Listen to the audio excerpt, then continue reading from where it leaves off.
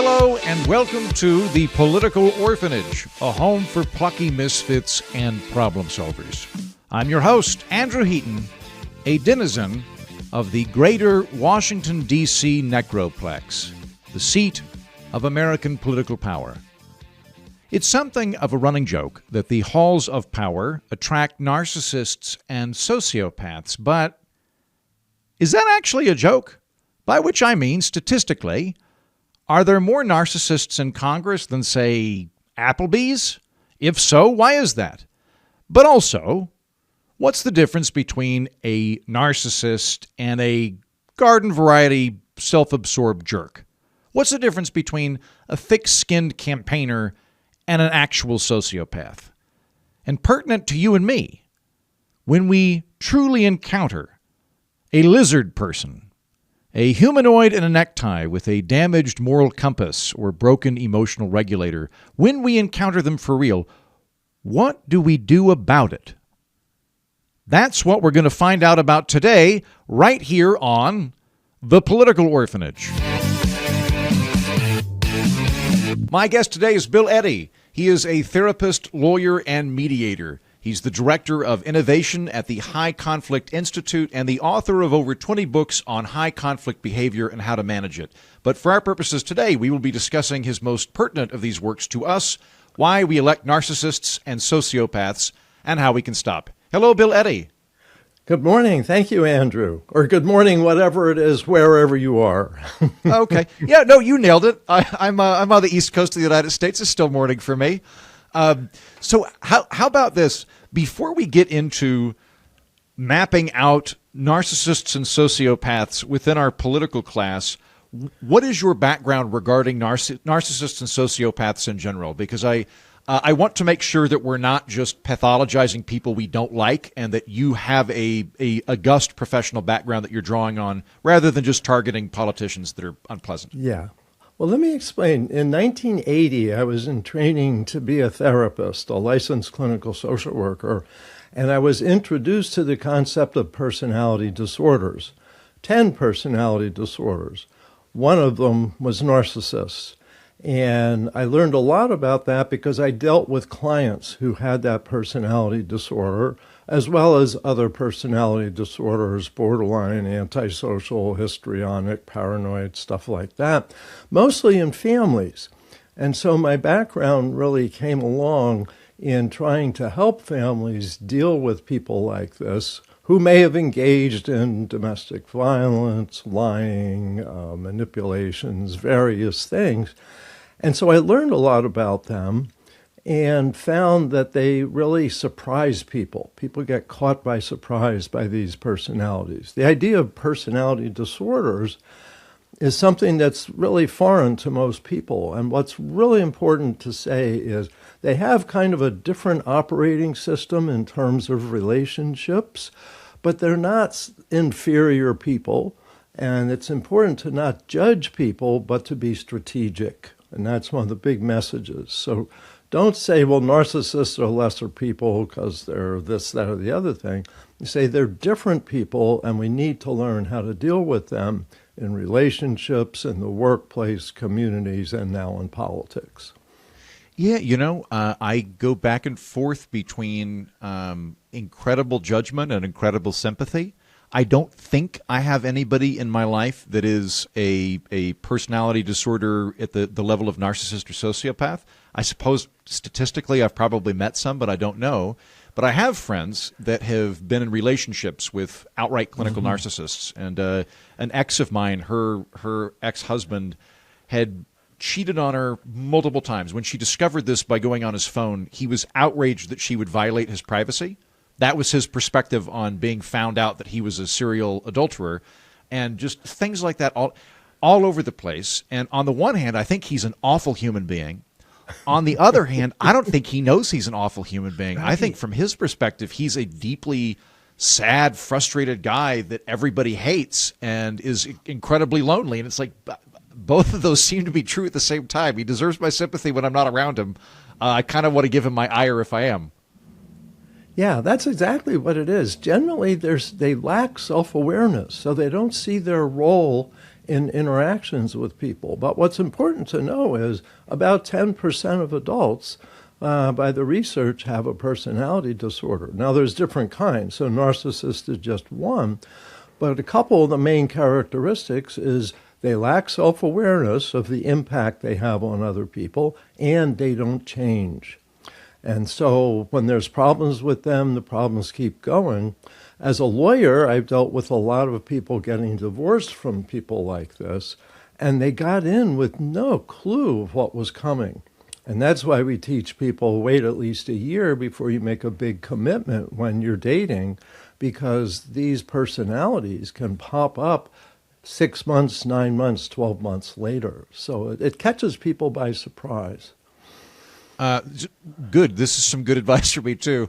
I would like to get married, Bill. I'm a little bit older, and I'm worried about this. So if I find a lady that seems to hit all the marks, my inclination is to lock that down and elope to Vegas, maybe get this knocked out in 3 months.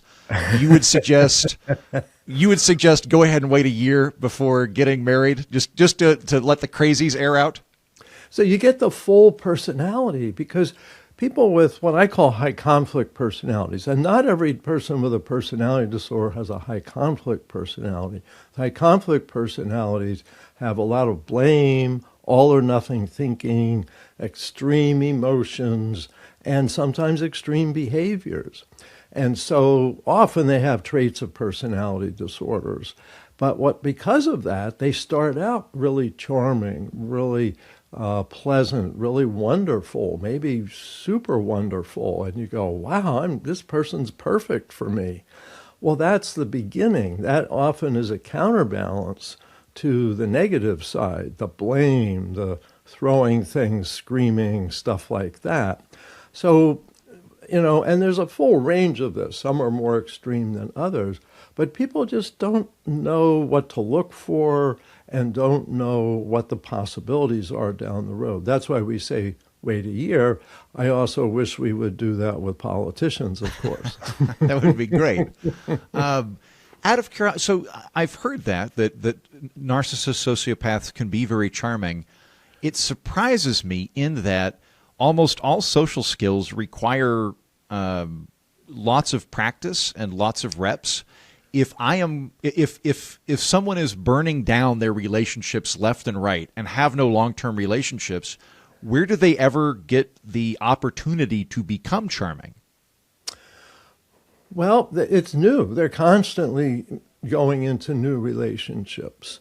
And that's one of the characteristics is people burn out on them. Or some people stay with them and go, well, I can tolerate this because of some characteristic, like they're really wealthy. So I'll put up with some of the negativity and disparaging remarks and all of that.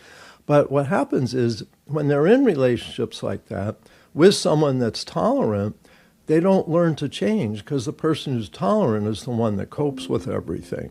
So there's no new, like, hey, you better cut that out and act this way. So, for example, narcissists, instead of going, oh, I need to change what I do, instead they're outraged that you think they're not perfect. And narcissists, so we're looking at a group of people who are not open to feedback. And that really surprises people, as well as not really having empathy.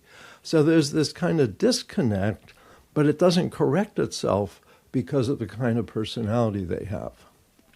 So in the realm of politics, how do you distinguish between a jerk, an egotist, and someone with an actual personality disorder? I used to work for the House of Representatives, and I would say the majority of the members of Congress that I met were above average intelligence. All joking aside, they were smarter than the constituents that elected them. They were pretty egotistical. They had a very high opinion of themselves, and they could be kind of selfish, but that's not the same thing, I don't think, as being a narcissist or sociopath. So how do you, jerk versus narcissist? How do we rat this out? The key thing, and you see this a lot in politics, is can they learn? Can they learn and change?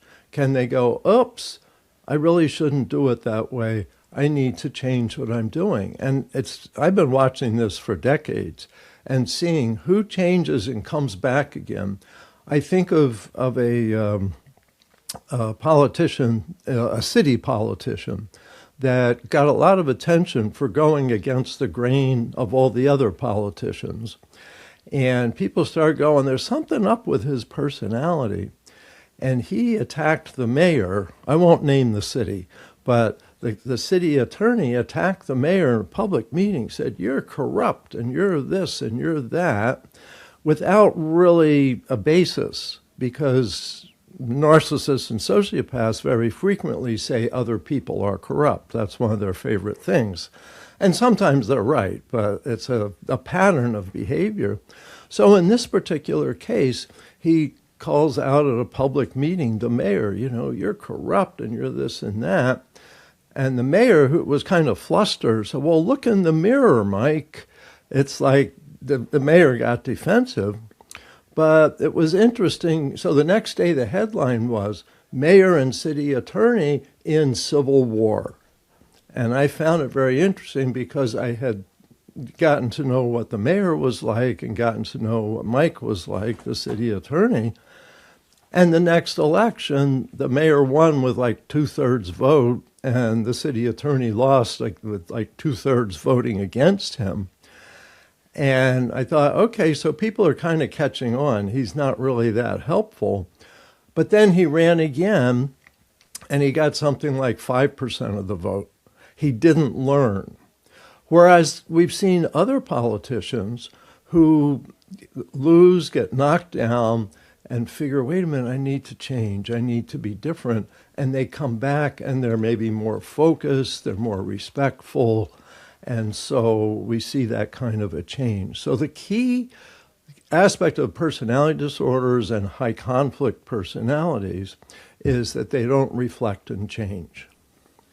Okay, great. I want to get into some of these other traits. Before we do that, since we're in the realm of politics, how do you avoid flouting the Goldwater rule? For anybody unfamiliar with this, when Goldwater ran for president in '64, there was a big report or advertisement or story or something that came out where a bunch of psychiatrists went, he's nuts. And something like 5,000 psychiatrists said this guy is who had not met him, who just really, my readers hated his politics. And so there was a rule that was made of, okay, if you're a psychiatrist, a therapist, you can't publicly diagnose political figures that you've never met before because then we're just going to pathologize politics as opposed to it. So how do you avoid doing this in your role? There's several reasons. One is that rule is for psychiatrists. It's an ethical rule for psychiatrists, and I'm not a psychiatrist. Okay. I'm a licensed clinical social worker. However, we have general rules that I should not diagnose somebody that I have not met and interviewed. And so I have not met or interviewed any of the people that I discuss in this book, but I also don't give them a diagnosis. I say these are things that might be happening. And that's one thing that's helpful, is to think in terms of what to look for.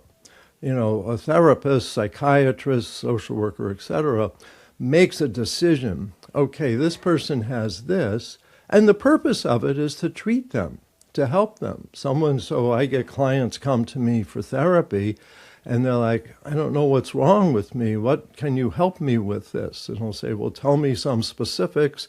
And I'll go, oh, well, you meet the characteristics of someone with depression, or you meet the characteristics of someone. I've had clients with narcissistic personalities, but not necessarily the disorder. They just have some traits. And I've discussed that with them. I think of one client who had a psychiatrist, and I was dealing with him actually as his lawyer, but I had a background as a therapist. He said, do you think I have a narcissistic personality disorder? And first of all, people that do generally don't think they do. So I said, well, to be frank, I think you have some traits, but I wouldn't say you have the disorder because you've made a lot of changes in the past year. And he's like, well, that's what my psychiatrist and I were concluding too. I think I have some traits, but I don't have the disorder. And I do want to change and be more effective and more successful. So I don't diagnose people publicly. Even though I wrote about 12 people in the book, I explain narcissism and sociopathy and then say, and here's some people. I don't come out and say my diagnosis of Hitler is that he was a sociopath, but I tell you what to look for. Okay.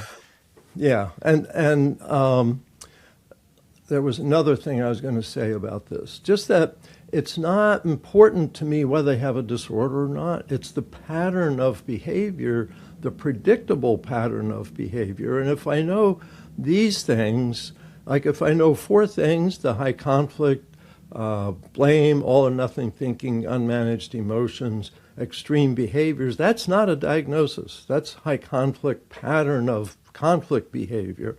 But if I know these four things, I can tell you another 40 things about the person and what to expect. And I put that in the appendix at the back of my book. You see these four things, then these other 40 things are coming. So keep your eye out. Whether it's a diagnosis or not, I don't know and I don't care. It's a pattern of conflict behavior. Okay. All right. Pattern of conflict behavior. Well, then let's eschew the narcissism, sociopathy specifically, and focus on high conflict personalities. You mentioned up top that not learning and not changing are endemic to this particular personality type. That low empathy is endemic to this personality type. What are other traits for this high conflict personality that we should be looking out for?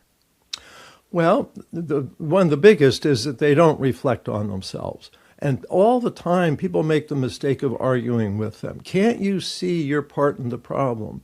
And when you do that, you make it worse rather than better because you trigger their defensiveness, because they're very defensive people. You can't talk about who they are. So don't try to give them insight into themselves. That's a big problem. Don't focus on emotion. Wait, can I pause you real quick? I just want to make sure I understand. So if I'm talking about one of my failed relationships with my friends, and one of them says, I think you did this particular thing, I'm apt to look down and go, oh my God, maybe I did that. I don't know. But I'll like spiral out and get too neurotic about my own problems. So like I'm open to me being the issue here, and I do want to, like, I've got a bunch of books sitting next to my bed. I'm really working on this, God. So I'm somebody you could argue with, where nobody likes being wrong, but everybody's somewhat open. If you are one of these high conflict personalities, you are cognitively incapable of seeing that you are the problem, and so it is just a fool's errand. You're not going to be able to get the guy to go, you're right, I'm the one making it worse. It's just never going to happen. Right. This is the 10% of people that do not look at themselves. It's all your fault all the time. And so if you say, hey, Bill, if you did this, if you spoke a little quieter, or if you came on time, or if whatever, you'd be so much happier. A high conflict person will say, how dare you criticize me? And so they attack the person who's trying to be helpful to them. And that's often what happens, because they absolutely cannot look at themselves. So what you described is actually quite healthy trait, which is to go, what am I doing and what can I do differently? If you ask yourself those two questions, you don't have a high conflict personality and you don't have a personality disorder, because there's a lot of overlap between the two. That's right. So if you're worried about having a high conflict personality, then it's unlikely that you do. Okay. But if you're not even thinking and reflecting, maybe you're one of that 10%. Okay. Well, I apologize for derailing you. So we've got this lack of introspection and advice not to argue. What are the other traits that accompany this high conflict personality? Well, because they have this intense emotions, they have what mental health professionals call emotion dysregulation. Their emotions are too extreme. They're often all or nothing. And so they're out of proportion to what's going on. And one of the things we've learned is don't confront people emotionally. Don't, get angry with them. Doesn't give them insight, but it escalates their emotions. And what's interesting, and this is fascinating, there's 5 stages of the grieving process. That's kind of, you go through death and dying, loss of a relationship, a house, a job, or whatever. So those 5 stages: denial, it can't be true, I don't believe it's happening to me. Anger, if it's happening, then I'm mad as heck, I'm going to fight this every inch of the way. then bargaining. Well, wait, what if I do this? What if I do that? It's like, Doc, I've been a heavy smoker for 50 years. You're saying I have lung cancer. Tell you what, if I cut down from 3 packs to 1 pack a day, you think that would help? And it's like you're bargaining against the inevitable loss. The fourth thing is depression and sadness. You miss, say someone's passed away, you feel the sadness of the loss. And the fifth stage is acceptance. So we go through that. It's a human trait. But guess what? People with personality disorders, high conflict personalities get stuck. Well, but personality disorders don't go through all the stages. High conflict personalities get stuck at anger. And so if they start to feel a loss, they start fighting. Wait, I was right to do what I did. You were wrong to do what you did. And so they don't have resolved emotions like most of us do. Often people say, can't you get over that? That was 5 years ago. And people with these personalities are working the same issue 5 years later. They can't let go because they can't grieve and heal the loss. And so that's one of the things. We don't focus on emotions. Don't try to, well, don't you feel better about that now? They're going to feel worse when they focus on their feelings. So you want to... That's really helpful to know. This actually explains a lot, because I look at like some of these high conflict personality people and think, like, what a jerk. They got besmirched by a newspaper 8 years ago, and now they're going to, and it's I've always viewed that as a moral failing, but it's a cognitive inability to process the thing that keeps them trapped at anger stage. Hence, they keep the grudge forever. Yes. They can't process it, so they keep trying to process it in a way that doesn't work, which is talking about it and saying, woe is me, people treat me terrible, all of that, when most people would go, let it go, it's over, it's in the past, deal with the present. And so it's something they're not aware of. It's like a brain connection is missing. I talk to brain scientists and say, if you can figure this out, you're going to make a lot of people a lot happier. Because they are often just unhappy and miserable because they can't get past the past. But the things they do often make it even worse. People go, well, I'm sick and tired of talking to that person. They're stuck in the past. So that's why we don't want to focus on emotions. You want them to focus on thinking and doing. And so that's what I do as a therapist, as a lawyer, as a mediator, is let's focus on what we can do now rather than the past and emotions. And that's the next thing with this is don't focus on the past. And people get into arguments about the past all the time with high conflict people, and it's pointless because you're not going to resolve that. They see it differently. It's unresolved for them. You're never going to agree. So the better thing is, look, let's talk about what we should do in the future. That's where people are a little bit open-minded, people like this. So you avoid trying to give them insight into themselves, avoid trying to focus on emotions, avoid trying to focus on the past, because those things don't work for them. It's really a mental health issue that blocks their conflict and relationship behavior. One of the things you keep coming back to in the book is the idea that people with high conflict personalities are deeply adversarial and have an adversarial worldview. What does that mean? How is that different than a regular person that just enjoys competition? So it's not about the issue, like competition, like a game is one thing, but this is like life. This is you're all bad and I'm all good. And so I have the right to eliminate you. So it's about the whole person. And that's one of the things high conflict politicians often talk about, good people and bad people. And this really drives polarization. Most polarization, at least in politics, is being driven by high conflict personalities. And so they keep feeding the idea, these people are all bad, these people are all good. Whereas I think most politicians and most problem solvers are look for, well, what's the problem? What can look we at the system here? What is the incentive structure that we're operating in? Can we add carrots or sticks in order to arrive at an optimum outcome? Right. It's about behavior, not about the whole person. And that's a big part of today's politics, because I think high conflict people are dominating a lot of today's politics, is it's about whole groups of people rather than behavior, rather than we should increase or decrease taxes or increase or decrease some educational approach.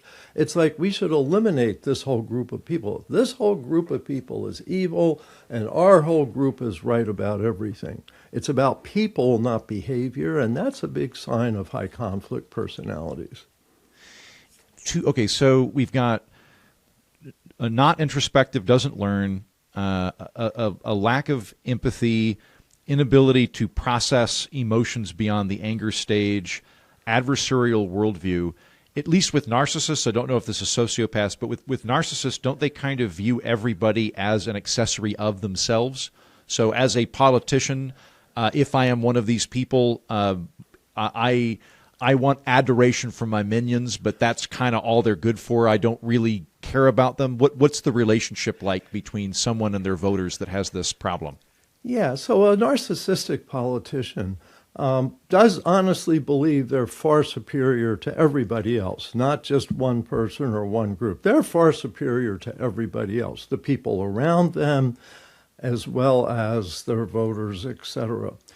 But they see the world in these kind of all or nothing, superior people and inferior people. So they keep coming across to people saying, you're superior, we're superior, and then insulting the other people. It's like those people are inferior. And so they drive that wedge that way by saying superior, inferior. Everyone fits in that, but what's the irony is all the superior people sooner or later become inferior people. And so let's say they have a team of people supporting them, other politicians, and then one of them says something they don't like. Hey, now you're inferior. So that switch will ultimately happen to everybody that surrounds them.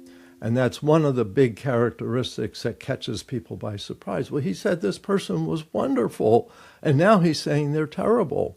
Well, that's because the person stepped out of line in a narcissist point of view. So for narcissists, it's about superior and inferior, but it's also about being grandiose.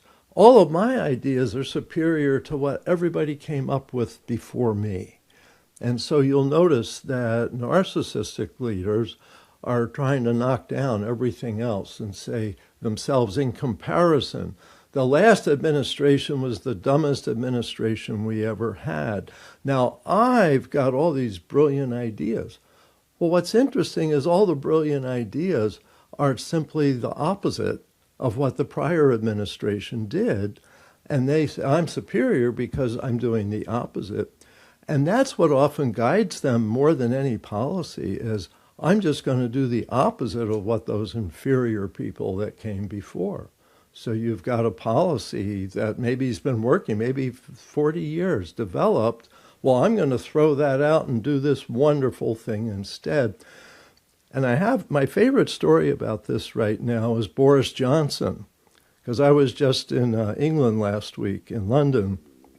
And Boris Johnson was the Prime Minister of Great Britain and of England.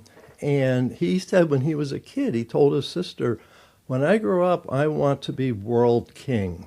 He really wanted to be a king. He was open about it. Not I just want king, to but be world king. Yes. World king. Yeah. Shooting high. And so he got elected in 2019 by promoting Brexit, which was this kind of surprise. There was some people said, well, we should separate from the European Union. It was a pretty minority point of view, but he kind of really promoted, we've got to do this. We've got to reject the European Union, which took decades to come together, and now we're going to leave it. So Britain exiting Brexit. And so he basically lied about it, said we're going to have so much more money for England when we do this, for Britain, and we're not going to have all those dirty immigrants coming in anymore and all of this stuff. So he gets elected with that. And then he's going to just put it in just like that. We'll have the whole system. We'll cut off the European Union. We'll be happy. Britain will be Great Britain again.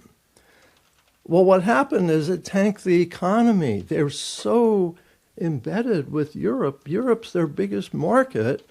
They slit their own throat. Within a year, I think 65% of people said this was a terrible decision. But he thought he was world king. So he, at some point, to prevent some things coming out, he shuts off Parliament for five weeks. He said Parliament can't meet. There's some little mechanism can't meet, and the Supreme Court said you can't do that. So Parliament back in session. During COVID, he had rules. People can't have parties. You've got to be distant. He had parties. So everything was, I can do the opposite of everybody else. And European Union was working. Everyone said, we shouldn't have done Brexit. But to be superior, he had to reject what had come before and say, whatever it is, I'm rejecting it. I'm going to be superior to that. But that was a pipe dream in his own head.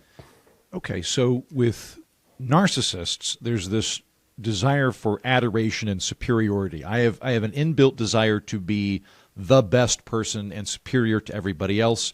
As a politician, I am the best politician. I am the Jesus Christ of politicians. That's the narcissistic element. With sociopathy... Let me just quickly mention, in my book, I talk about Berlusconi in Italy, who was... I think he actually does identify as and the he Jesus said, of politics. I'm your Jesus Christ of politics. He even said that. So yeah. Oh, Berlusconi. Okay, so that's the narcissist thing. Sociopathy, I believe in your book, you describe kind of sociopathic politicians as a need to dominate. It's not, whereas the narcissist wants to be superior, wants a shining sun, everybody clapping. A sociopath wants to be able to hurt and break other people, break their enemies. If I got that right, is that the delineation? And do they ever combine? Yes. So I'll get to the combining in a minute. But first of all, that personality in many ways is about 40% of the prison population, because this personality shows up all over the map, robbing stores, getting into relationships, etc. About half of them are in legal trouble because they do illegal behavior, but about half stay out of jail by just skirting the edges of things. But their drive is to dominate other people, and they enjoy pushing people around, physically pushing people around. They get into a lot of physical fights. And so as politicians, their politics are often about destroying, perhaps, a group of people or institutions. So somebody ran against me in the primaries. I'm not just going to defeat him. I'm going to ruin that guy's career. That's it. I don't just want to win. I want to destroy anybody that took a swing at me. Exactly. It's that kind of thing. It's a step beyond narcissism. And it's not just I'm superior to other people, but I'm going to dominate them, control them, and in many cases destroy them. And the idea is that they're driven to collect power. And the way they collect power is by dominating, controlling, destroying other people. And they often, as politicians, are trying to take over other countries. So they often are drivers of wars, drivers of land grabs, taking what other people have. And this goes, this personality is in interpersonal relationships. As a divorce lawyer, I've helped people get divorced from people like this. But in politics, we see this, and throughout history, you see that kind of personality. This kind of a ruthlessness, a sadistic approach to getting what they want. And the driver isn't a particular policy. We have a saying is the issue's not the issue. With high conflict people, the personality's the issue. So it's whatever is convenient for them. So you see people like, let's suppose Nicolas Maduro had this personality or has this personality. And I'm not saying he does, but suppose he does. And so he really pushed out a lot of people that were doing government that were decent because they were not bowing to him. And so in many ways, the country of Venezuela was destroyed economically by him and his predecessor, because they had this kind of drive to dominate, control, only they weren't good decision makers and good problem solvers. They were just good at dominating others. For example, he eliminated his Congress and replaced them with his own people. You see that in a lot of the examples I have in the book. And by the way, he was an example in my book. Yeah. Well, okay, on that note, so like, I find that when we get into politics and political economy in particular, that people tend to either think agentically or they think systemically. By systemically, what I mean is they're thinking in terms of impersonal forces in the system. Why is rent going high? Probably supply and demand, could be monopolies. It's a thing, we need to adjust rates or something like that, right? Whereas agentic thinkers think in terms of if there's a bad thing, there must be a bad actor. We need to find and eliminate the bad actor. Now, I don't like agentic thinking. I think that it tends to be fairly immature, but I know lots of people that think that way, and I think it's really just a byproduct of not knowing economics. So how do you distinguish between a politician that says rent is high because landlords are greedy, who's doing that because they don't know economics very well or they're lazy, versus a politician who is sadistic, sociopathic, wants to pick a group to villainize? How do you figure that out?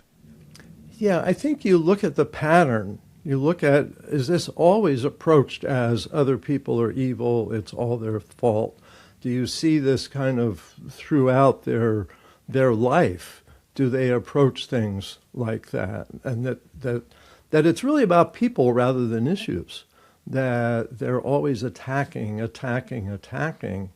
and not necessarily good problem solvers, not good at analyzing things, and have a lot of the all or nothing thinking. They don't see the subtle differences. They don't research the issues. They just say, hey, I know better than everybody else about such and such topic, even though they don't know anything about it.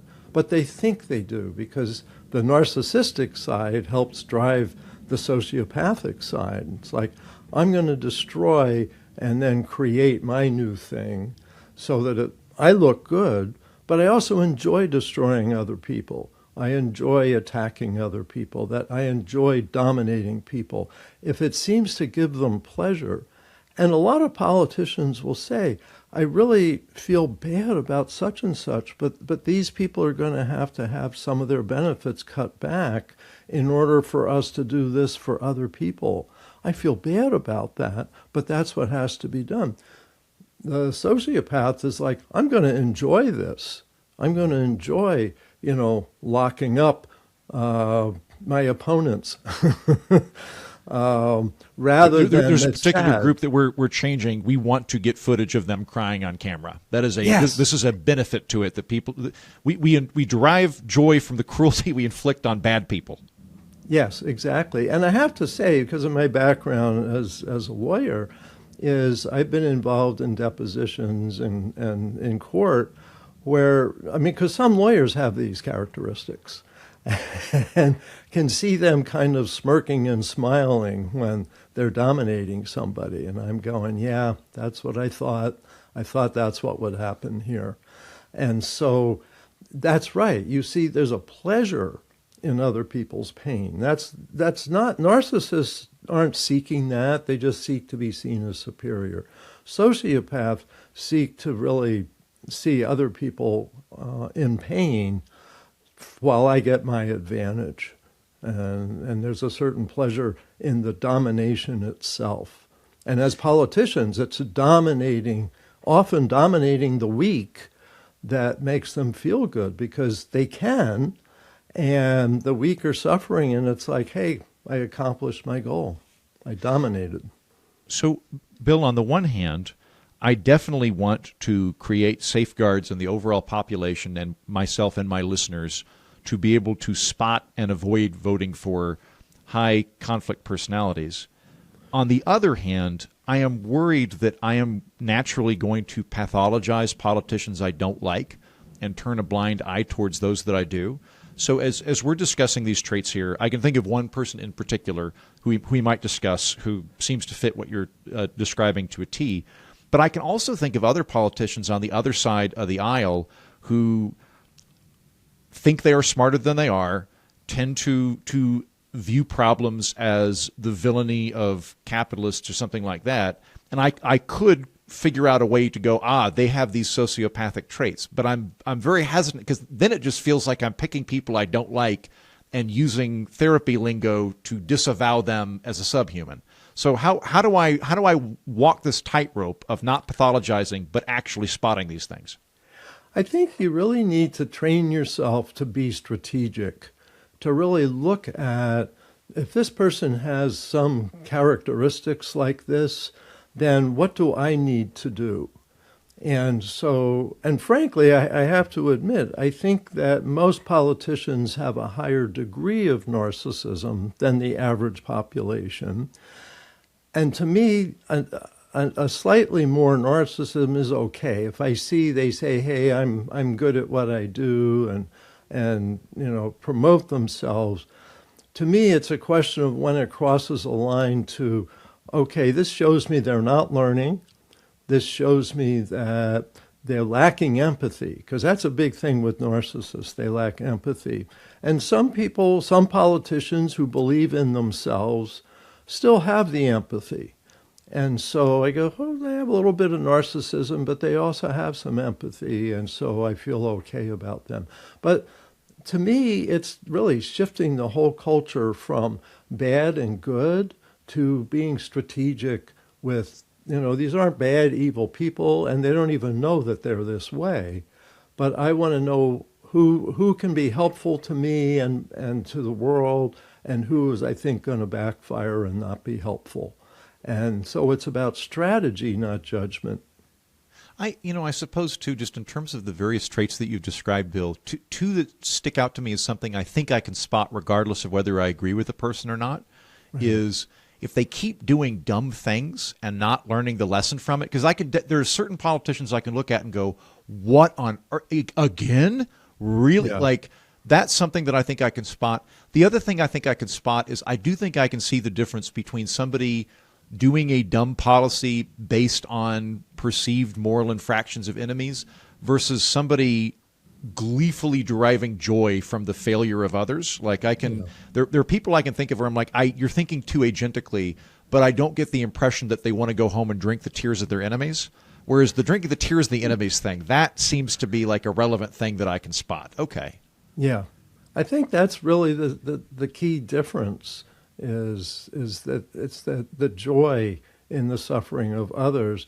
And if you look at history, I mean, one of the things I mention in the book is a guy named Erich Fromm, a psychologist in the 1960s, said we really should create a diagnosis of malignant narcissism, and that malignant narcissists have been existed through history. The pharaohs, the Caesars, Hitler, Stalin, all of those. And that these people really, they were totally ruthless. Stalin was like killing like 100 people a day just to kind of satisfy his thirst for dominance. Things like that, that's sociopathy. I'm not diagnosing him, but that pattern of conflict behavior is the sociopathic. Whether he crossed the line and it's a disorder or not, I can't say that. But I can say the pattern of behavior was a ruthless, cruel pattern of behavior. Okay, so let's focus on the pattern for a minute. We've been focusing on traits and to some extent on how we personally interact with the people. Let's say that you and I we've had our eye on the city manager or the city attorney. We've identified the city attorney as a high conflict personality type, and he just got elected governor. So he's now governor for the next 4 years. If we already know that he's a part of this overall problem that we've been discussing, and he is now in power, is there a predictable pattern for what he is apt to do as a high conflict personality in a leadership role? Can we predict with some degree what he is apt to act like and do? Yeah. So first of all, I would say he's going to be grandiose and go, I'm going to do the biggest project of such and such that's ever been done before. And I'm going to do this. You're going to have big plans that are probably unrealistic, that probably other people didn't decide needed to happen. Most of these folks, they have grandiose plans pop out of their head. Everyone else goes, why the heck are you doing that? But they go, oh no, this is going to be great. It's going to be great. And I mention those in the book with these different leaders over the decades that just had incredibly stupid plans that maybe involved killing a bunch of people as a byproduct. So they're going to be grandiose, I think. And so, other politicians and voters and such need to really speak up and say, hey, that's not realistic. It's not realistic. Just because he's governor doesn't mean that every idea he has is a good idea. That idea is not realistic. Don't attack the governor, attack the idea. Because when you attack the governor, then you activate his supporters to defend and protect his stupid idea. And so don't attack the leader, attack the idea. Attack what I call the fantasy, because they have a lot of fantasies of power, wealth, gaining reputation and such. So expect that and be ready to shoot down the ideas to be realistic. Expect that they will pick on some group of people and be ready to defend that group of people, because no one's as bad. We've seen this in some countries with dictatorships where they pick on a minority and actually slaughter the minority. We saw that in, I think it was Myanmar, former Burma, where the Muslim minority population, Yeah. And so there was a build-up to attack the minority people that was emotional, that was driven. And that's another thing. Expect emotions to drive the person, and that their emotions will be contagious. And so often 30% of a population will follow a high conflict leader emotionally. They like the message. They like the superior inferior approach. They like dominating the people that they think are to blame for everything. So be prepared to criticize that approach. Again, not criticizing the person, criticize the approach. There's a bunch of other things you can predict. You mentioned two things in particular in the book that I made a note on. Not just fantasies, but a fantasy crisis triad, right, and emotional repetition and isolation. What are these two things? Yeah, these are key, and these are things that are easy to spot if you know to look for them. So the fantasy crisis triad, all of these leaders gained power by saying there's a terrible crisis, and so, but it's a fantasy, it's not really a crisis, and there's an evil villain driving this terrible crisis. Well, they're not really an evil villain, it's a fantasy villain. And there's a superhero with a fantasy solution, and that's the person they want to be voted for. The classic example, of course, is Hitler saying, we lost World War I because of the Jews in the government. Well, the Jews were a very small part of the government.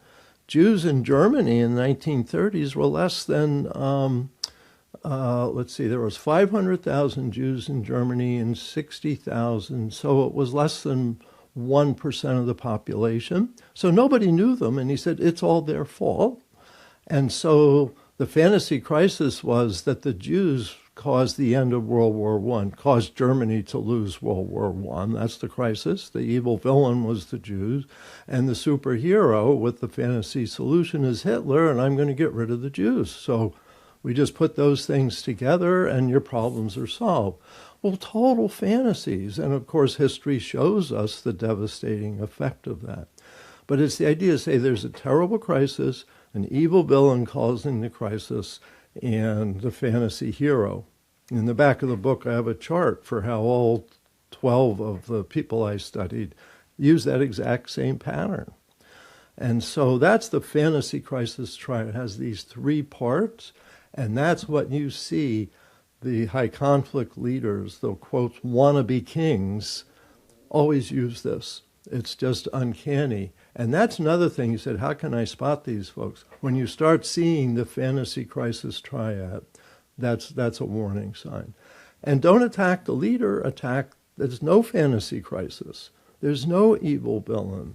You're not the hero, and that solution's terrible. I mean, a modern day example might be tariffs. We're being totally taken advantage of. That's a fantasy crisis. America is like the most... I was on a program recently, Bill, where I got into an hour-long argument about this, and I didn't know we were going to talk about it in advance. I really wish I had, because I've now got a video coming out where it's like, we export 6 times more stuff now than before NAFTA. Like we literally, by any metric, we make and export more stuff. So it didn't get rid of, manufacturing didn't go away. This is nonsense. It's just demonstrably wrong. It's a fantasy crisis. What I wish is that when there's something like this, that everybody would say that's a fantasy crisis and use the same terminology so you can see there's a pattern here. And so, the countries are not the villains, and the solution is not, the hero is not, and the solutions are not. And so being ready to spot that, I think, would be a huge thing to help people. And again, it's not judgment. It's like we're not judging the person. We're saying that's not going to work because that's not real. It's a fantasy. So that's the fantasy crisis triad. And I wish everybody would say, I yell at the TV, that's a fantasy crisis. And I feel stronger because I go, I can see it. I hope other people can too. So with that too, me being a white guy in a suit who earns low 6 figures in Washington, D.C., there are certain things that I'm going to be insulated from that are afflicting the average person. And on the one hand, I can go, I don't think this thing that you're worried about is actually a crisis. Sometimes I can look at it and go, numerically, this is falsifiable. So like the manufacturing one's an example of that, of like, no, this is just, we can bring up anecdotes of a factory shutting down, but the numbers are pretty clear on this. But what about other, like fentanyl, or if you are living at the border and your town is just overrun by the amount of people coming through, just the structure. Like there are certain situations where maybe there is a crisis, but due to my race, class, gender, whatever, I just don't see it. And I want to make sure that I'm not, again, pathologizing a legitimate issue because it doesn't fit with my worldview. Yeah. So I would say let's take fentanyl and the borders. And I would say fentanyl is a problem, but it's not a crisis. And here's the thing that's different. In a crisis, we as human beings look to a leader to save us from the crisis. When there's a problem to solve, then we generally team up and hear points of view and develop a plan. That's why we elect governments, is to solve problems. So there's a big difference between a crisis and a problem to solve. And I think that's a good example. So if fentanyl at the border, and which border, I still don't know what the research is. I think, Canada, for example, I think has like a tiny little percent of fentanyl gets across the border. And so it's not a crisis, therefore we need to do grandiose things. It's a problem to solve, and we need to think it through and use teamwork to solve these problems. In a crisis, if you're in a burning building and someone says, I know the way out, I'm going to follow that person. But if I'm in a building that's not burning and we said, the foundation needs some work, I'm not going to just follow whoever says what should be done. Okay. I'm gonna want many opinions and have us solve it together. And I think in the modern world, most of our problems need group effort and group brains to solve. But the idea of a crisis or an emergency, that's very seductive, and that's where these high conflict leaders go. As they say, there's a terrible crisis. We don't have time to think. Just follow me. Just we all got to be on the same page, and if you're not, you're a traitor. Exactly, exactly. And that's another warning sign. When someone's like, only I know what to do, I'm always suspicious of that. What about emotional repetition and isolation? What is that? So this is kind of a brain thing. What we've learned is that if you have especially emotional statements and you repeat them a lot and you don't hear any other perspective, then you believe things. And so emotional repetition and isolation is how a lot of today's polarized politics grow farther and farther apart, because people keep hearing the same message over and over again, and it has emotion in it. And basically it targets the right hemisphere of your brain, which is generally where most of your emotions, especially strong emotions, operate. Left hemisphere's language, logic, details, facts, all of that. So right brain is the more emotional brain. And so when you say, this group of people is a danger to us, they're poisoning us, they're hurting us, we've got to eliminate them or whatever it is, if it's not true at all, it starts to feel true.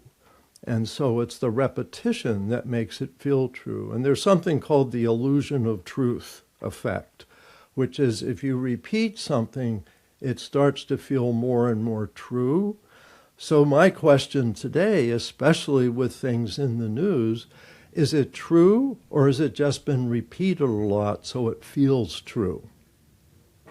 Okay, so in terms of patterns that we're looking for, this person with high conflict personality traits is going to manufacture a crisis, is going to be the only person that can solve the crisis, is going to have a pattern of announcing very emotional statements that may have no relationship with the truth whatsoever. When they hit a bad spot, how do they react? When they lose an election, or if they're losing support, is there a predictable spiral or descent or egress pattern? Well, first of all, there's usually anger, because remember the grieving process, they can't go through feeling the loss and move past it. It's anger at the loss, anger at the loss. And so you're going to see a lot of blame. You're going to see a lot of denial for these folks. They don't look at themselves. And so whatever went wrong is because somebody else did something that they shouldn't have done. Maybe they lied or they cheated. Someone else cheated. If they lose an election, it's always because someone else cheated, not because maybe people didn't like their policies or they weren't a strong enough candidate or something like that. It's always someone else's fault, and they're going to be very angry at those people or that person. And they're not going to learn. See, that's the thing that's so obvious is a lot of people go into seclusion after they lose an election. They lick their wounds and they do a survey and ask people what went wrong. Why did I lose? And political parties. Mitt Romney went to an amusement park. There were photos of him where his hair was all messed up. He just went to Disney World by himself for a day. Yeah. Well, I remember Al Gore grew a big beard. After he right, lost. I remember that. Yeah. And it's just kind of. So it's how people process. And that's the thing. 90% of people look at themselves, look at what can I do different? Those two questions, what's my part in this problem and what can I do different? High conflict people don't ask themselves those questions. Why would they? It's not about them. It's everybody else's fault. So getting back to some of these traits, just so I understand this. All right. If I look at, say, an attorney or a doctor, they have a higher than average capacity, whether it's inbuilt or learned, to compartmentalize things. And what I mean by that is a defense attorney doesn't go into the court and go, hey, the prosecution makes a good point. You should probably throw my guy in the clink. Like, that would be inappropriate. The defense attorney, even if they're representing a murderer and they know they're a murderer, has an obligation for our system to work to give them the best defense they can. I'm not casting any shade at attorneys, but that's something a lot of people would be incapable of doing. When I talk to doctors. I was a bartender briefly years ago. I was very bad at it. I should have been fired. But I had an ER doctor in one time, and I was like, "How do you deal with the carnage?" And he was like, "There was a guy that got drugged through a road by a semi-truck earlier today, and I had to pick out the bits from his legs, and he did not need my sympathy. He needed my immediate action. I turned that part of my brain off in order to do that." Yeah. Are those traits like is that on the same spectrum as narcissism or sociopathy, just not to the point that it's harmful, or is it just is compartmentalization completely separate from these? I think it could be somewhat on the continuum with narcissism, because doctors and lawyers have a higher ranking of narcissistic traits, even though most of them aren't diagnosable narcissists. And I think human behavior seems to really be on a continuum, that different people are on these characteristics. Some people have more of one, less of another. But I think that what you're talking about could be slight narcissism, but it's unrelated, I guess I would say. This is really how people solve problems. Okay. And the thing I think of with this compartmentalization is, as a lawyer, so divorce lawyer, family lawyer, when I have a court case, I'm supposed to try to negotiate with the other lawyer to solve as many problems before we go in front of a judge. And one thing I noticed early on, because I already knew about personalities when I became a lawyer, I was a therapist first, is I would sit down and negotiate with a lawyer, and we'd get along just fine. But there's a couple issues we couldn't agree on. Then we go into the courtroom, and the other lawyer would just hammer my client, Mr. Eddy's client just did this, and this, and I'd fight for my client and said, yeah, but Mrs. So-and-so did that and that. And we go out and say, well, whatever the outcome was, well, see you next case. Some small percent, maybe 10%, the lawyers could not talk. We could not talk, barely talk before going into court, and coming out of court, they're just as blaming, just as all or nothing thinking. And it's interesting to me, because while I try not to diagnose them in my head, I was thinking, okay, I'm dealing with a narcissist, and occasionally I'm dealing with a sociopath, someone who enjoyed. I saw them smiling in there when their client was suffering.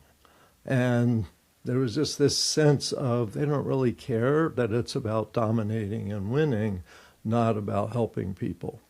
So I've seen that difference, but that's not compartmentalization you're talking about. I think it's kind of an independent process. Functionally separate. That's good to know, because I don't know. I try to do that in politics myself, of being able to separate those things, and I don't think it's coming from a bad place. It might be low-level autism, but I don't think it's cruelty.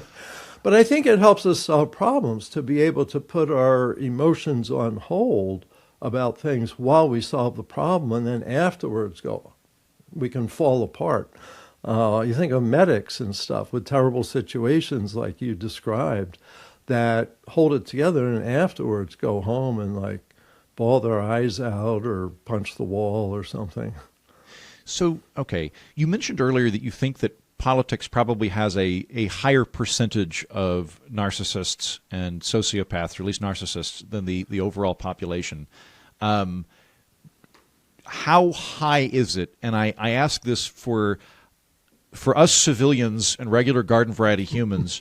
Should we begin with the presumption that a politician might be a narcissist until proven otherwise, or should we start with the presumption that they're not a narcissist but keep our eyes peeled? What do we err on? So I think keeping the open mind, I think that's where the waiting a year before you commit to the relationship comes in. I would want to go back at least a year in this politician's history. What have they been doing for the past year? Did they just come out of nowhere? What's their history? What do we know about that? What's their pattern of conflict behavior? So we know research tells us 10% of adults have a personality disorder. The Diagnostic Manual for Mental Health Professionals looked at studies from all over the world to come up with that 10% figure. I see about a 50% overlap with high conflict personalities and personality disorders. So I estimate that about 10% of people have this high conflict pattern of behavior. Now, in legal disputes, I estimate it's about 20% because conflict attracts high conflict people. So I estimate it's about 20%. I don't know in politics, but I would estimate probably similarly, maybe 20% have these high conflict personalities, don't learn, obsessed with being superior, drive to dominate others. And so if it's 20%, it's significant and we need to keep our eyes peeled, but it's not the majority. Okay. That's very helpful. Thank you. On the note of patterns, you also talk about the patterns that the electorate has in regards to high conflict personalities. There are 4 particular groups. They have a fairly predictable pattern of reacting. What is that? Well, I think there's, first of all, and I tried to give them names that make it easy to remember. And so there's the loving loyalists. There's the people who have an emotional bond with high conflict leaders. Not the average leader, but the emotional leader, because the emotional leader develops an emotional relationship. One thing that surprises me when I hear leaders saying, I love you, I love you, I love you, to their audience. I don't need my leaders to love me. I just need them to be smart about solving problems. And so if they really emphasize this love relationship, I'm suspicious because that's what cult leaders do.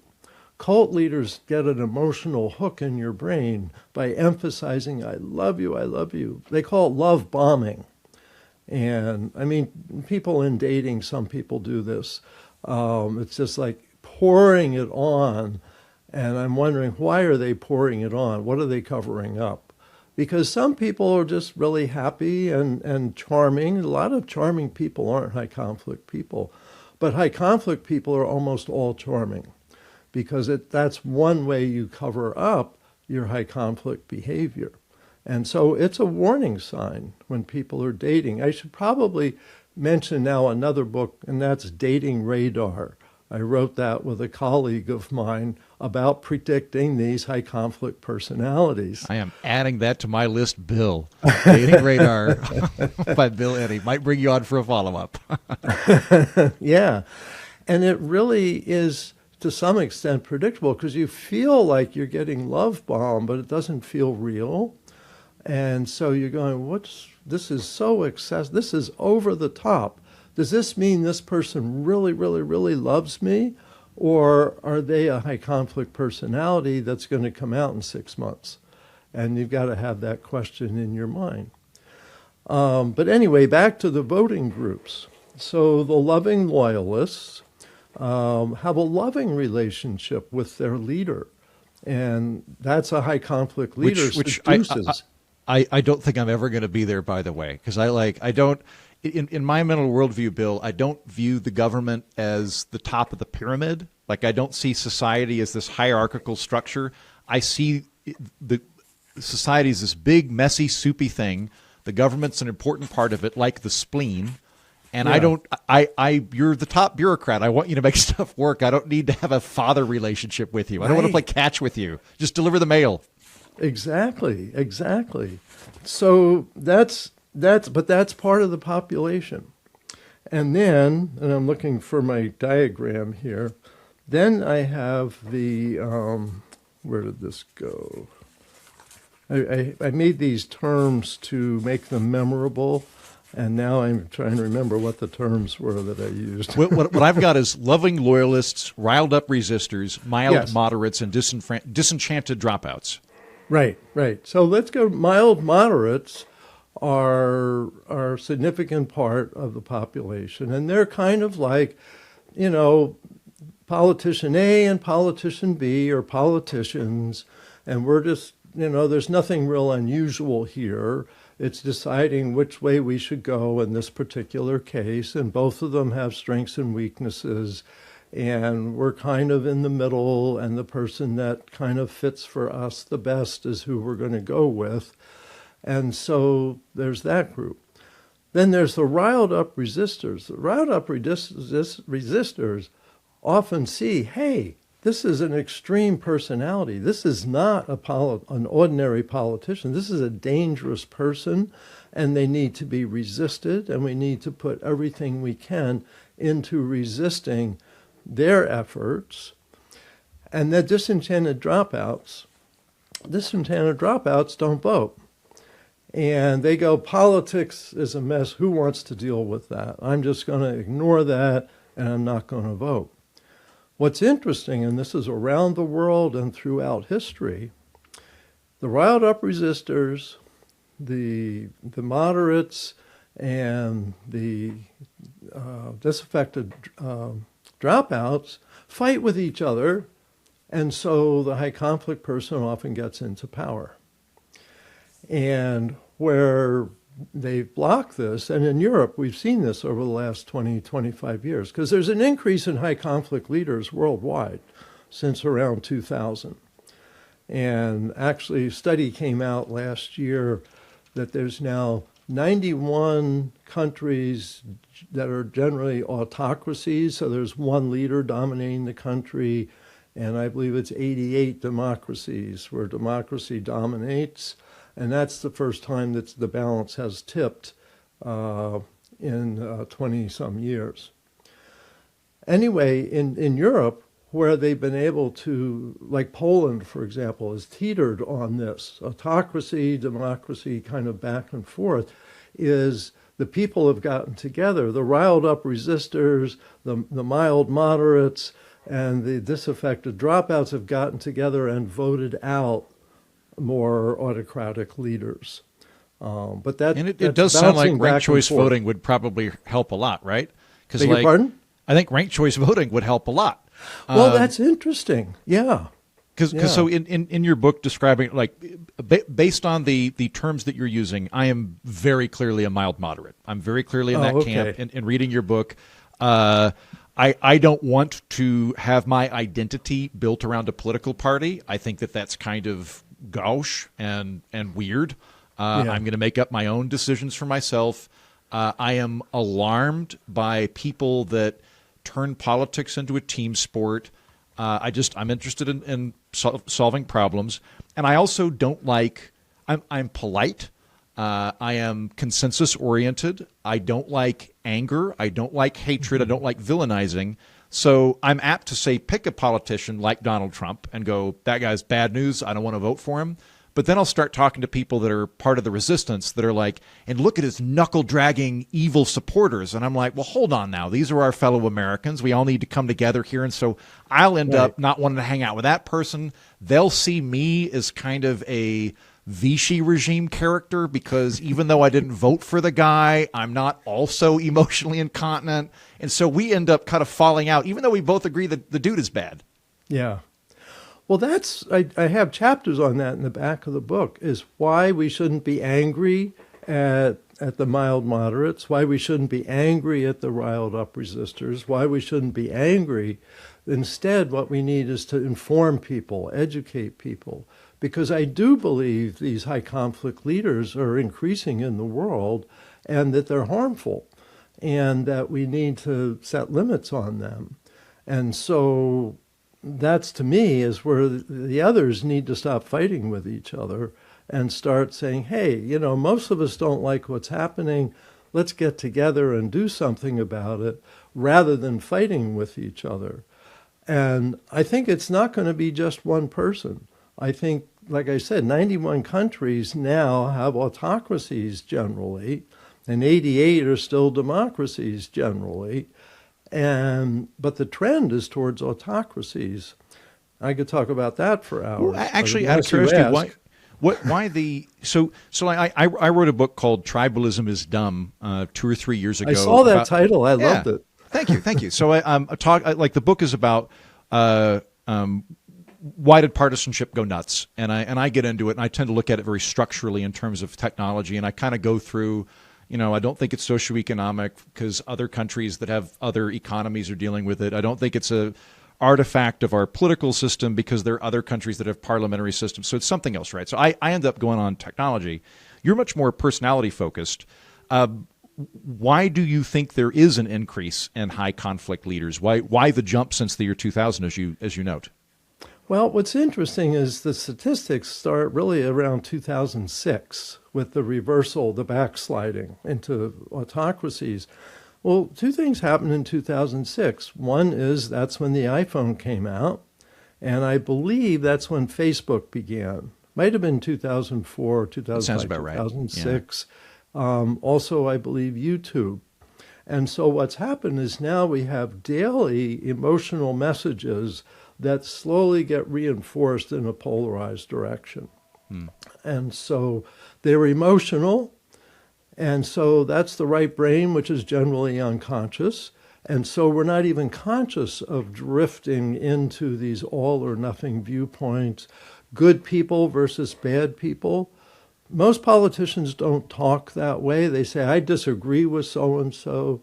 I remember when John McCain and someone was saying that Barack Obama was... he's a Muslim. Was a Muslim. And John McCain says, ma'am, no, he's not, but I disagree with his policies. He's a good family man, a citizen. Right. I disagree with some of his fundamental policies. That's what this campaign is about. Yeah. Exactly. So that, in my mind, is kind of like the good old days. We've been losing that. But I think that it's the emotional repetition and isolation. And there's research that shows if you have two opposing groups and you just talk to your own group, you're going to become farther and farther away. The way to bring people together, and there's good research on this, is to have face-to-face discussions, have people get to know each other individually. And that just is a real reduction of polarization. So it's very much a brain thing and a media thing.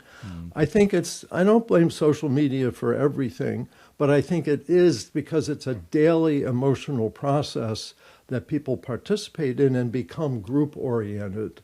And cable network news, political radio also tends to be polarized groups. And so the more we have... So in my mind, our communication systems are what's driving polarization, and high conflict personalities join into this and reinforce it. And frankly, high conflict personalities are attention grabbers. And so modern media craves high conflict personalities. And I think this marriage of high conflict media, high conflict personalities is what we're overdosing on these days. And it actually isn't political issues. I completely agree with you.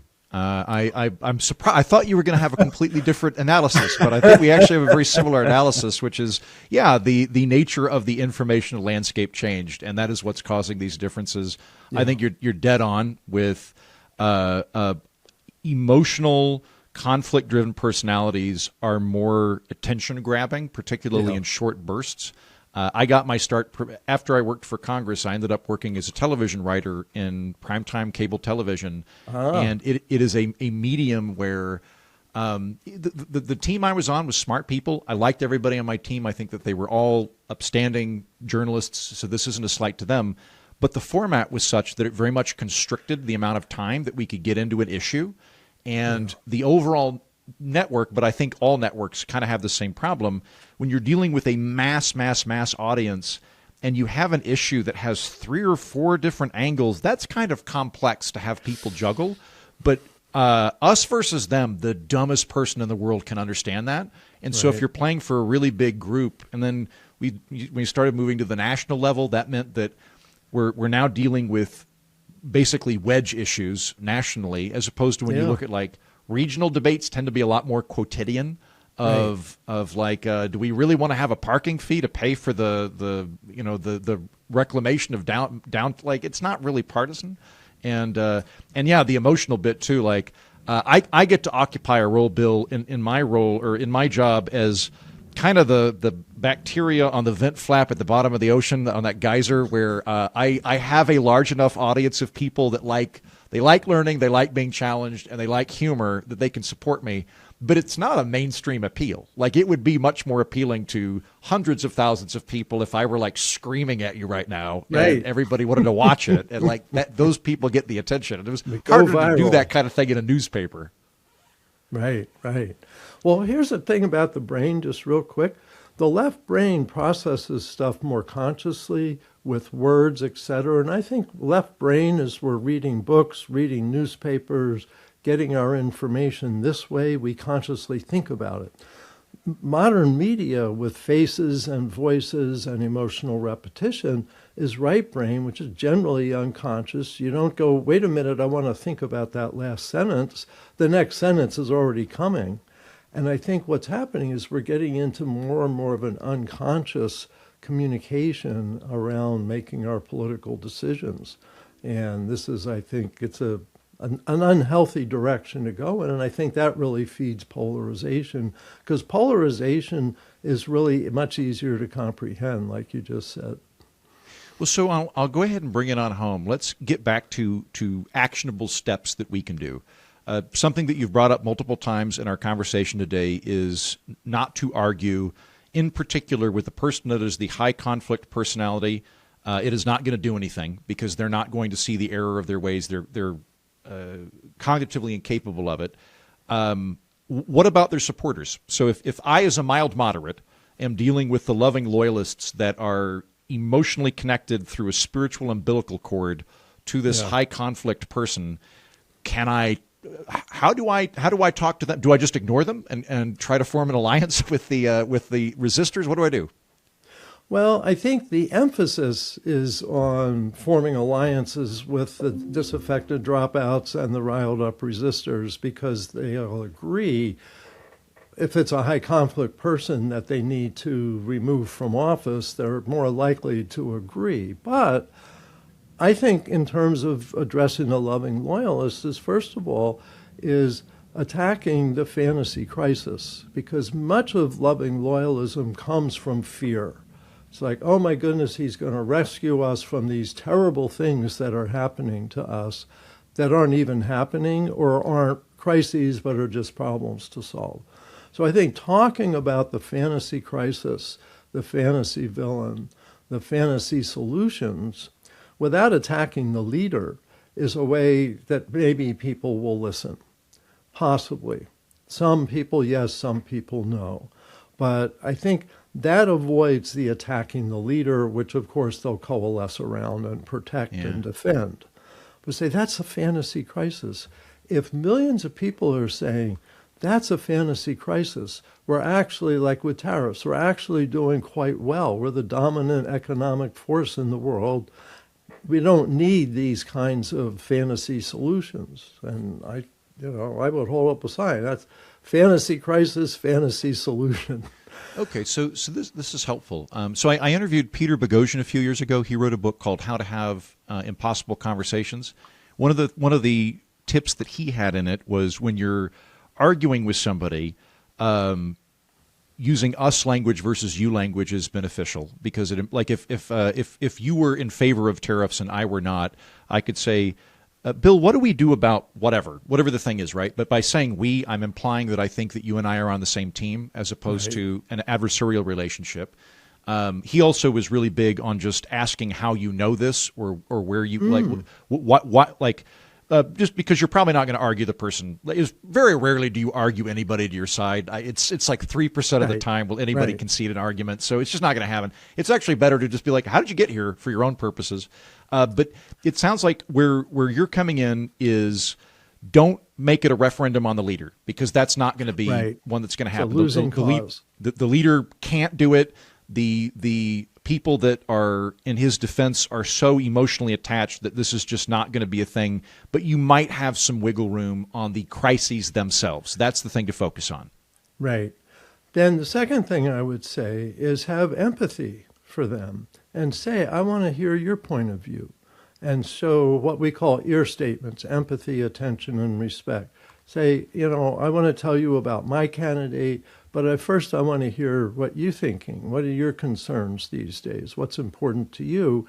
And then letting people know I have some empathy for that, and I'll pay attention. I have some respect for their concerns, because generally our concerns are all the same. There aren't that much different when you think of issues, concerns, having enough money, housing, whatever it is. So showing empathy for people and respect and listening. Listening is something that's huge in dealing with people, especially when you're dealing with high conflict people. The way they hook other people is emotionally, and so this is an emotional positive way, an emotional way to form a connection. Yeah. And then the third thing I would say, and this is another technique I developed called a BIF response. B stands for brief, informative, friendly, and firm. So with text and emails and written responses, comments online, to the newspaper, letters to the editor, whatever, is to keep them brief, informative, friendly, and firm, so that you're not coming on as an attacking person, you're coming on as an informative person. Here's some information you may not have. And so ear statements when you're talking with people, in writing, BIF communications. We happen to have 4 little books on that for quick responses to high conflict people, BIF quick responses, BIF for co-parent communication and divorce, because that can become high conflict, BIF at work, because that's where there's a lot of conflict, and BIF for lawyers, because lawyers happen to write the worst things to each other. And I will add, I think that works really well. As a guy in media, I don't tend to get a lot of particularly negative or mean comments. Just me being kind of a low-T, funny Mr. Rogers character, I don't tend to attract a lot of conflict. Yeah. But I will say, when I get messages that are succinct and are like, hey, I enjoyed your program, but I thought you missed this particular point, like where it's like, I'm coming in positive, I'm not making you read 9 paragraphs, and I have this one thing, like I am so much more likely to both read that and respond to it positively than if you make me do homework, or alternately if you come in swinging. And I think most people are the same way. Right. And one last thing with the empathy, attention, and respect is what's most important for people who are campaigning is how people feel when you're done. And so you've had all your arguments, but you want them to say, I liked that person. Because that's what really matters. When you walk away, if they say, that guy was a jerk, he had all these rigid points of view and I don't agree with any of them. But you say, I didn't agree with that guy, but I liked him. That how people feel at the end of a conversation is more important. And that's right brain, that's the empathy, that's the respect. The argument is lost if they don't feel like you're someone that they appreciated talking to, which, of course, I appreciated talking with you. Thank you. Well, and back at you. I very much enjoyed this, and I'm probably going to buy that dating radar book on top of it. So you got a minimum of 1 book sale out of the interview. I guess final thing, we'll bring it as a complete circle here. I get the impression when I talk to you, Bill, that when you're looking at these high conflict personalities, which you're clearly watching and analyzing on a regular basis, that you're not taking a moral condemnatory viewpoint. As concerned as you are, I get the impression in a delicate way, or to paraphrase this indelicately, that you're basically going, that guy's sad, his brain is broken, as opposed to that guy is a sinner and we need to cast him out. Right. It's all about strategy, not judgment. It's understand what you're dealing with and deal with it so you can be more effective rather than make judgments, which is almost useless in modern world where you really need strategies. And I believe everybody's equal. And I don't see people as more or less. I've worked with alcoholics and addicts for 6 years as a therapist, and I don't look down on them. I see them as often successful people with a problem. And that's generally how I see high conflict people. They often are successful people, but they have a problem with conflict. And some of them should not have any power over other people. And that's the problem. Agreed. And to that end, the book that we have been discussing is Why We Elect Narcissists and Sociopaths and How We Can Stop by Bill Eddy. The conversation was all based on that. I enjoyed the book. I'll say that the book is an easy read, easy to digest. And if you are worried about narcissists, sociopaths, and lizard people infiltrating the political structures of our land, I think that this is a pretty good handbook to have to gird yourself for that particular archetype as we move forward. Bill, thank you so much. Thank you, Andrew. I really enjoyed speaking with you. That's the show. Thanks for listening. Thank you, Bill Eddy, for coming on to talk about narcissists and sociopaths. And thank you, patrons of the show who make it all possible. Until next time, I've been Andrew Heaton, and so have you.